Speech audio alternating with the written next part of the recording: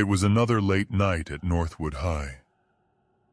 My shift always started after the last student left, leaving me with the echoing silence of empty hallways.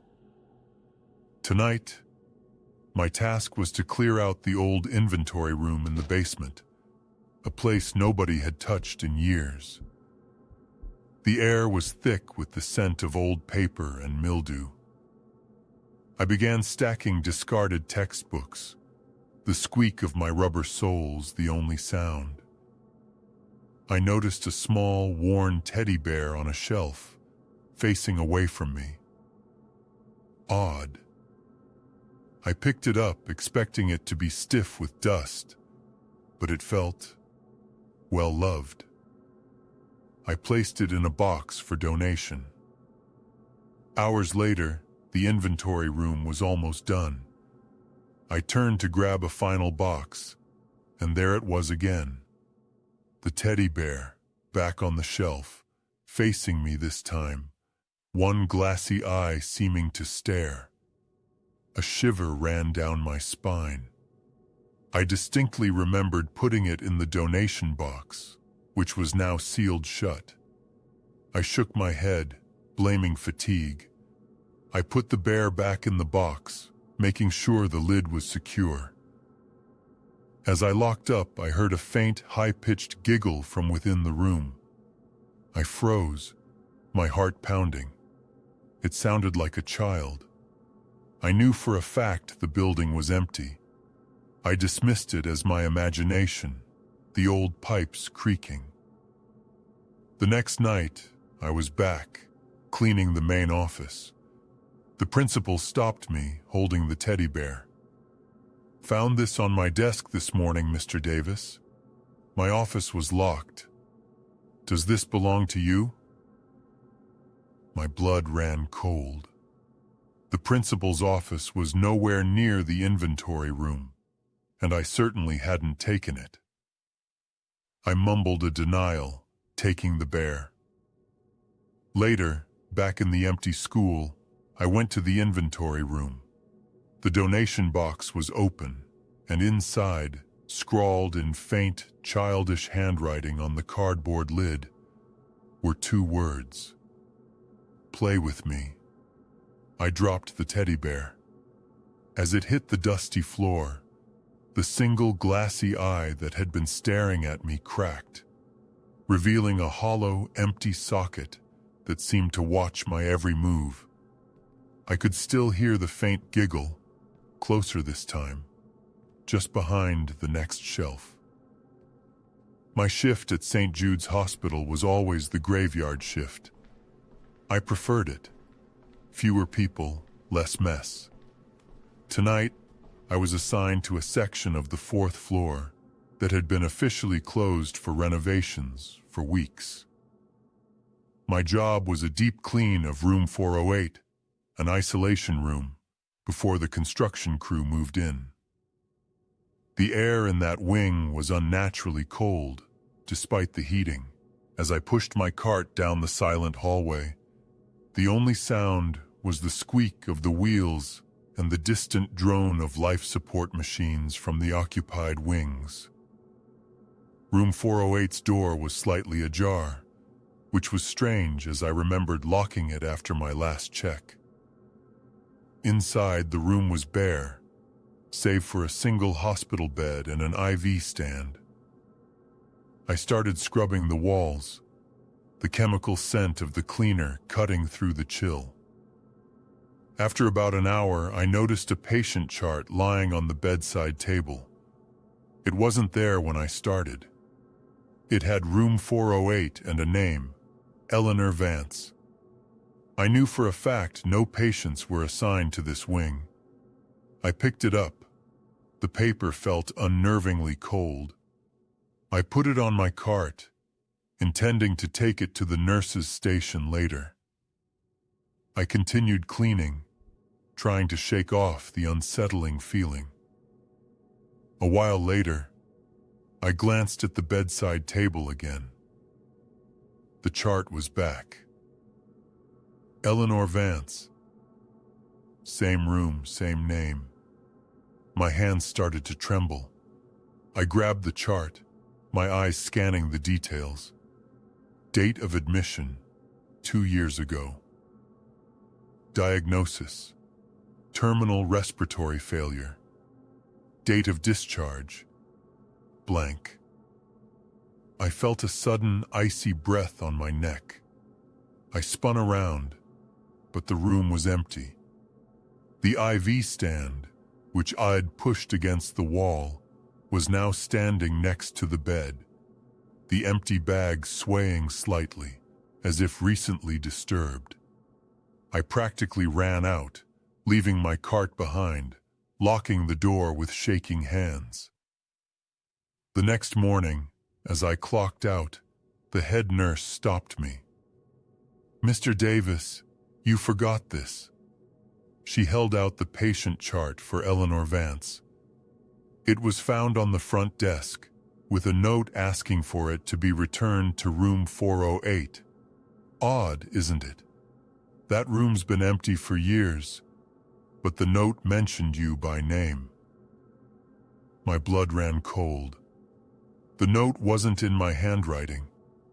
As I took the chart, I noticed a new entry at the bottom, scrawled in a shaky hand. "Patient still awaiting discharge. Please bring water." And then underneath, almost too faint to read, "Don't forget me. There's a particular kind of silence in a corporate office building at 2 a.m. It's not peaceful, but heavy, expectant. My job was routine. Empty trash, wipe down surfaces, and make sure everything was exactly as it was found. One night, while emptying the trash in cubicle 3B7, I found a small, folded note tucked under a keyboard. It wasn't a post-it. It was a piece of expensive company letterhead, folded precisely. I unfolded it. In neat block letters it read, "Don't forget the basement." I frowned. The basement of this building was just a storage area for old files and maintenance equipment. Nothing special. I crumpled the note and tossed it in my trash bag. Probably a prank from some bored day shift employee. I continued my rounds, the squeak of my cart echoing in the vast, empty space. The next night, same cubicle, 3B7, same note, tucked in the exact same spot. "Don't forget the basement." This time, I felt a prickle of unease. I hadn't left it there. No one else was on this floor at this hour. I pocketed the note, a cold knot forming in my stomach. For the next week, the note kept appearing, always in cubicle 3B7, always in the same precise handwriting. Each night, the message grew slightly more unsettling. "Don't forget the basement. You left something." Then, "The basement is waiting. It misses you." I started dreading that cubicle, my heart pounding as I approached it. I tried putting a "Do Not Disturb" sign, even taping down the keyboard, but the note always reappeared, pristine, tucked in its place. One night, the message changed. It was longer, filling the entire page. "The basement remembers. You were there. You did this. Don't you remember? It's still there. The box, yours." My hands were shaking so hard I almost dropped my flashlight. I had never worked in the basement, not beyond a quick check of the water heater years ago. I certainly hadn't left anything. I went to the basement that night, flashlight beam cutting through the dust. I found nothing unusual, just rows of old files and forgotten equipment. As I turned to leave, my flashlight beam caught something glinting beneath a workbench. A small, tarnished silver locket. I picked it up. Engraved on the back were my initials. I had no memory of ever owning such a thing. That night, back at cubicle 3B7, the note was there again. This time it simply said, "You found it. Now remember."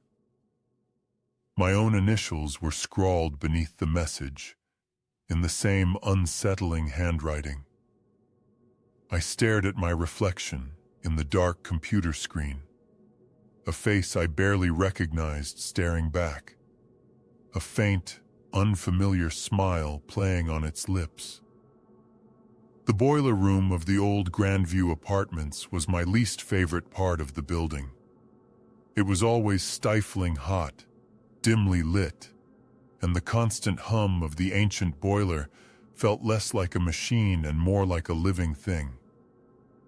My job was routine checks, pressure, temperature, fuel lines. As I descended the rickety steps into the suffocating heat, the humming intensified, a low thrum that vibrated through the floor. It felt different tonight, more resonant. I started my inspection, wiping sweat from my brow. I noticed something odd on a small, rusted shelf near the main valve. A small, crudely carved wooden figurine, almost like a doll, but faceless. It was tied with a piece of faded red string. I picked it up, feeling a strange chill despite the heat. I had never seen it before.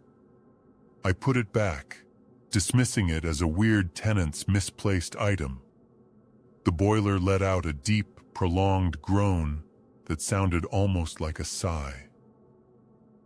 A few nights later, the figurine was gone. In its place, however, was a small, desiccated bird tied with the same red string. Its tiny, hollow eyes seemed to stare at me. A wave of nausea washed over me. This wasn't some tenant's prank. This was sinister. I quickly disposed of the bird, my hands trembling. The boiler's hum seemed to follow me, a low, guttural murmur in my ears. I tried to ignore it, focusing on my tasks. Over the next few weeks, the items continued to appear. Small, dead animals, strangely twisted twigs, even a lock of human hair, all tied with red string, always in the same spot on the shelf. Each time, after I removed it, the boiler's hum would grow louder, more demanding, its pipes vibrating violently. I started to notice a new, unsettling smell in the boiler room. Beyond the oil and grime, something sweet and metallic, like dried blood. One night, I found a small, leather-bound journal on the shelf, also tied with the red string.